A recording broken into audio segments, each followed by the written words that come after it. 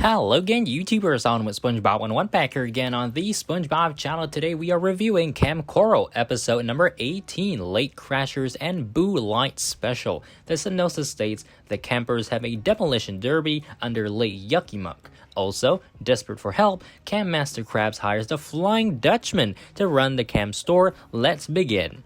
Lake Crashers uses a similar plot as Demolition Doofus from Season 8 of the main series, but with plenty of unique twists. The episode begins with campers just crashing into each other, which reminds Sandy of her time with her Uncle Earl, who is a competitor in demolition derbies.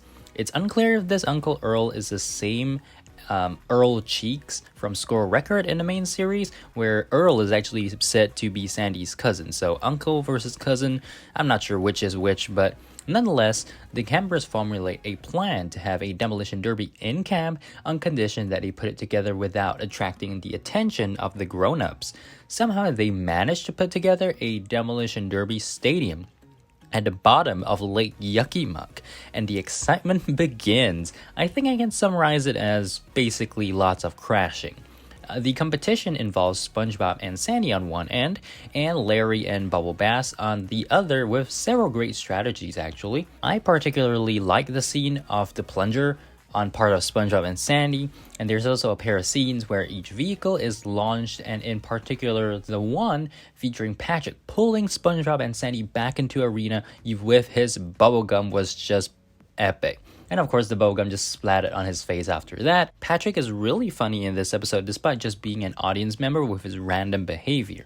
The rumble produces bubbles of air, which travel up and eventually pop right in front of a sleeping Mrs. Puff, who realizes that a demolition derby is going on and is immediately quote-unquote called to it. She shows up in her own hot rod style derby vehicle and trashes SpongeBob, Sandy, Bubble Bass, and Larry with her pinball technique.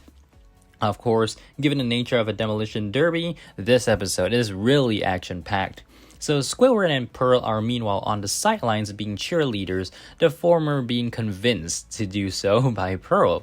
Just when it seems like the derby is about to reach its finale with everyone crashing into each other, the rumbling of the stadium causes Patrick to drop his ice cream cone onto the arena floor, and that attracts the attention of Pearl, who manages to climb down and make her way over to the ice cream. Somehow Pearl manages to avoid the vehicles literally every step of the way, and Mrs. Puff, noticing it, ejects from her vehicle to catch Pearl, and in the process inflates and accidentally reveals her true identity.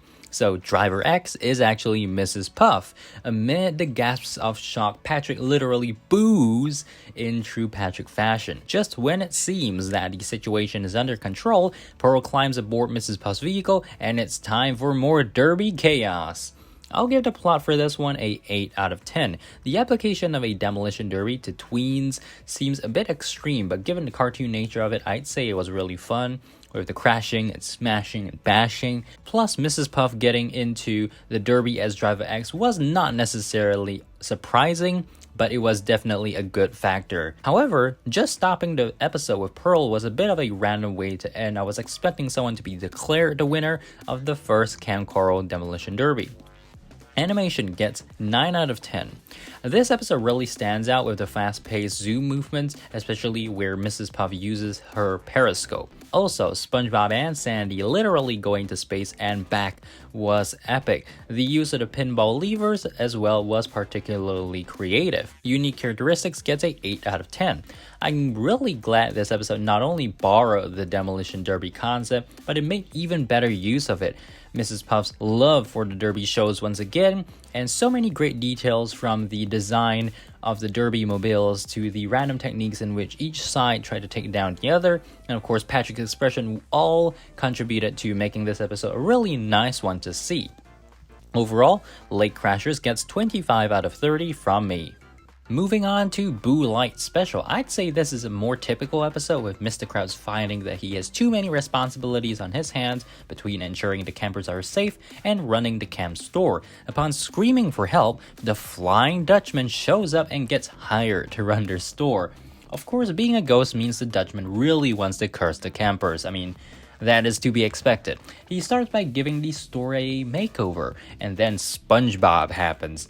Basically, SpongeBob window shops for the first half of the episode, completely annoying the Dutchman. The window swap scene was really funny though. Rhea and Ro come in to collect their fancy toothbrush they previously ordered, and Dutchie hands it to them, but not before it's cursed. The fact that SpongeBob can actually be heard trying toothbrushes in the drawer soon after is pretty gross. But then we have Mo coming in for an inflatable horsey for water aerobics in the lake. And likewise, Dutchie curses it. SpongeBob soon tries out the kettle weights after that and drops it on the Dutchman's tail for a scene of pure pain before the Dutchman demands that SpongeBob tell him how much cash he has on hand to spend.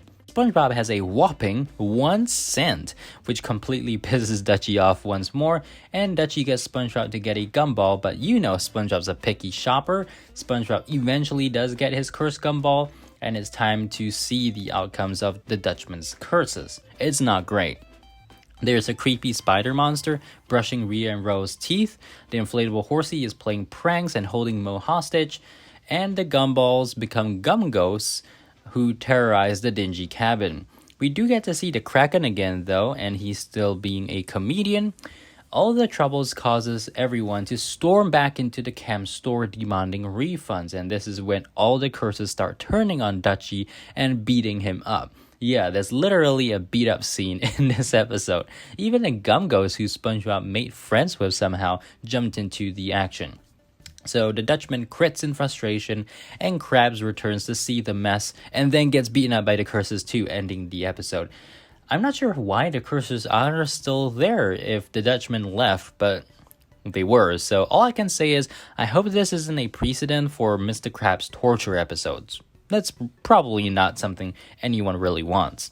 The plot gets a 7 out of 10. It was okay, the pranks weren't really funny, but the angry customer response was somewhat entertaining. Also, SpongeBob being annoying was only okay because it was against the Dutchman. If he had been doing it against, for let's say, Squidward, it would just be another boring, annoy Squidward episode. Animation gets a 7 out of 10. There aren't too many epic scenes in this one, aside from the frantic Mr. Krabs, SpongeBob pseudo-torturing the Dutchman, and the beat-up, plus the Dutchman ship speeding off at the end. That was kind of cool to see though. Leaving the tracks in the air or water. Unique characteristics gets a 6 out of 10. So we got more cam shop action, plus the Dutchman returns, but it felt fairly standard, nothing super special with the Dutchman. I mean, he was just being a ghost as usual. It would have been more fun to have more customers swarming the shop and making it difficult for the Dutchman to keep up with the curses, but I guess there's a limit to what you can put into 11 minutes. Overall, Boo Light Special gets 20 out of 30 from me. That's all for this video, guys. Let me know in the comments box what you thought about this pair of episodes. Make sure to subscribe, like, and I'll see you guys again real soon for the next Kamp Koral episode review. Till then, see ya!